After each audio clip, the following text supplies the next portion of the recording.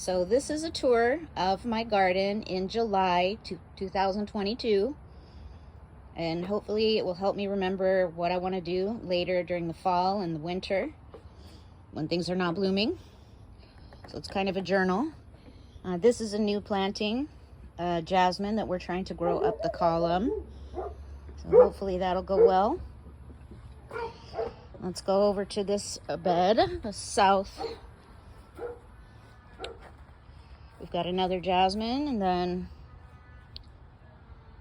some coleus that looks really good. This is a brand new viburnum that it kind of had a transplant shock.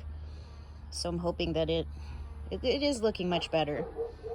Over here we have this beautiful rose that Steve cloned from me from my neighbors, as well as this one, which is doing great.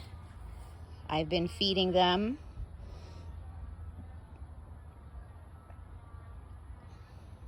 a high nitrogen and then high phosphorus as it started to flower. One thing of concern is that it's flowering down inside the base of the plant where it's a little bit hard to see them. So maybe when I prune it next time, we'll prune it so that doesn't happen. Here's some sweet little primrose. And oh yeah, I planted this little Laura petalum in here. I have to remember to make more space for it by moving some of these irises out of the way. And then of course we have our daylilies. These have been here for the longest time, and I divided a whole bunch of them out and planted them somewhere else, which I will show you later. And over here we have this gorgeous, I think it's a dahlia, with these really crazy pincushiony looking flowers, which I love. It is quite floppy this year, so maybe for next year we can put a big support around it. On the other hand, I'm kind of curious to see if it'll just like fill in the middle of the hole. Going back a little, we have this valerian that I transplanted from the woods with the little white flowers there. So that has been there forever and will probably stay there. And up here we have these gorgeous lily trees, which are getting really tall. They're like as tall as I am, which I guess is not that tall because I'm only 5 feet tall, but man, it looks good. And behind that we have the Pacific 9 bark. That's a native, so it doesn't even need any watering. It's just growing and growing. I'm probably going to trim it. And then over here we have the lace leaf elderberry, the female. And then over there, kind of back by the 9 bark, we have the male.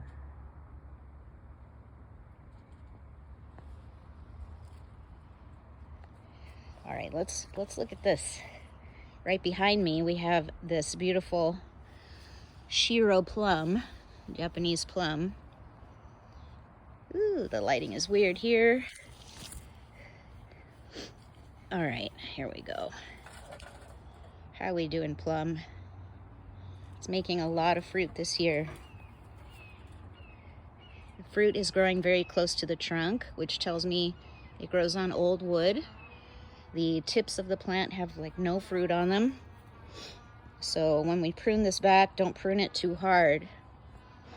And then coming into here, we've got this little cute zinnia and these daisies that I cut back just a little bit ago, but they'll flower again. And then in the very back here, we have this rhodie, which I would like to amend the soil or fertilize it in a way that makes it more acidic to make it grow even better. And back here we planted a couple of delphiniums, which were fun.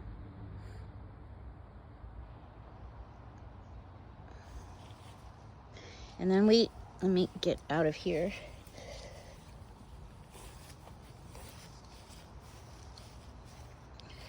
All right, here's just an overview of the whole bed.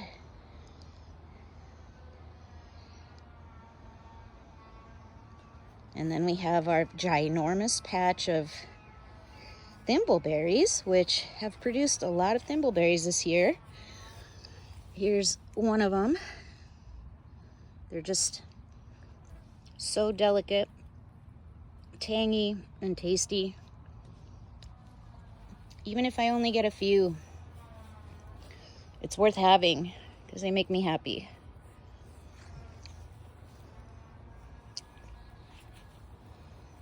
It's gotten quite big though, and I'm thinking of taking some of it out because it's starting to crowd my little Japanese maple in its second year. I'm expecting it to grow a lot in its third year, hopefully. And we have some pink yarrow around as well. That's looking kind of small and kind of floppy. I could use more plants right here.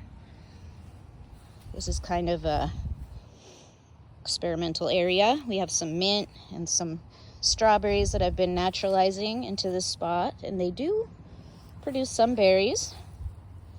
Right here, I planted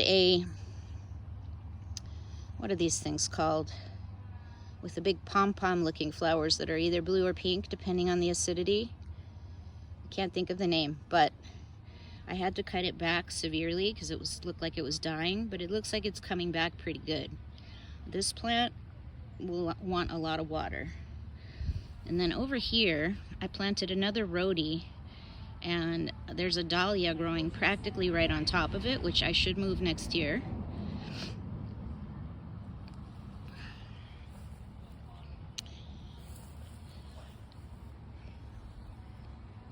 Here in this corner with the telephone pole, this is where I moved all the daylilies to the front, and they look really good. And we have a wild rose that has been here since I got the property. And then there's the grapes. So many grapes. And that's one of the apple trees. And here's the other apple tree. They both need to be treated for scab during the winter and the spring, which I didn't do this year. And so they're a bit scabby. This is another Shiro plum that I'm planning to take out because it looks okay now, but like, look at how much it's been chewed on and just eaten by things, and I think it's not happy. And so I'm gonna take it out. I might try planting it somewhere else, or I might just take it out and move a peach tree that I have in the backyard to this spot. All right, let's keep looking. Over here we have the blueberries, which I've planted with some flowers around them, and I'm pretty surprised that these flowers are still blooming well into July, probably because we had a wetter spring, but they seem to be doing better than expected. Blueberries did great this year. They're delicious, sweet, and plentiful, and I pretty much already picked them. And then we have over here, well, this is a new path that's going in right now, which is the old path that just got grown over, and I'm putting it back in.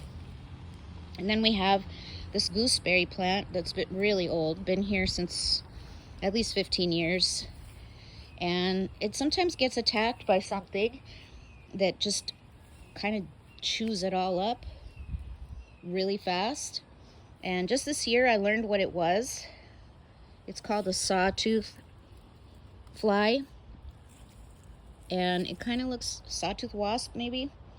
Anyway, it particularly attacks the gooseberries, and now that I know what it is, hopefully I can fight it. And then we have this little adorable snapdragon that just keeps on going. This is, I think, its third year of reseeding and blooming by itself, and I love it. And then we have some peonies and a Daphne shrub, and get my shadow out of the picture here. There we go. A foxglove that will hopefully flower next year. Some irises and peonies. some German chamomile, which is annual, but I think it will reseed, which will be fun. And then back in here, we have a gardenia. And it was almost dead when I planted it in the spring, but now it's produced some flowers and some new leaves, and I think it's gonna be just fine. And then we have, let's see, this bachelor button. It's just kind of always been in this little area, and it reseeds itself wherever it wants to. And a new little azalea that I planted, which should make orange flowers eventually, if it lives. A rosemary tree, which I trained like upright rosemary. Probably needs pruning. And some more lilies.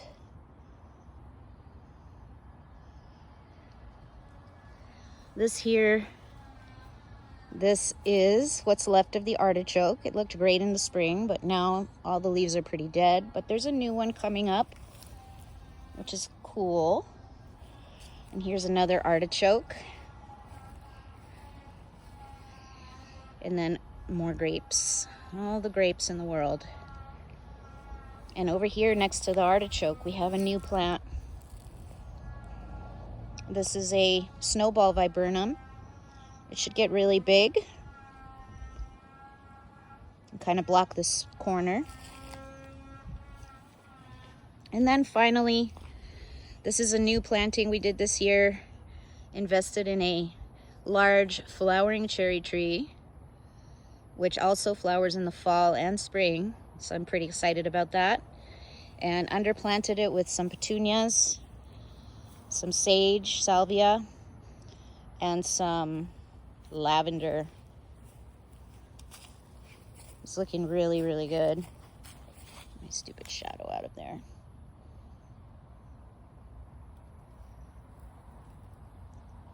And that's about, oh, there's one more thing I wanted to get in here.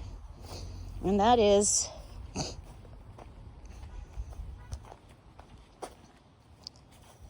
we have this little Marionberry by the fence that I hope to grow along the fence and get some good fruit from. I got it from my friend Ellie. She cloned this plant for me. I love how every plant has a little story. A lot of them do anyway. And that's it. That's the tour of the garden. Well, I guess we'll finish in this little corner here where I have some sweet woodruff that's taken some years, but it's finally taking off. Some mint. I trimmed back this mint to see if it would get more bushy. We'll see what happens. And this little pot. Happy little succulents. And we're back at the door.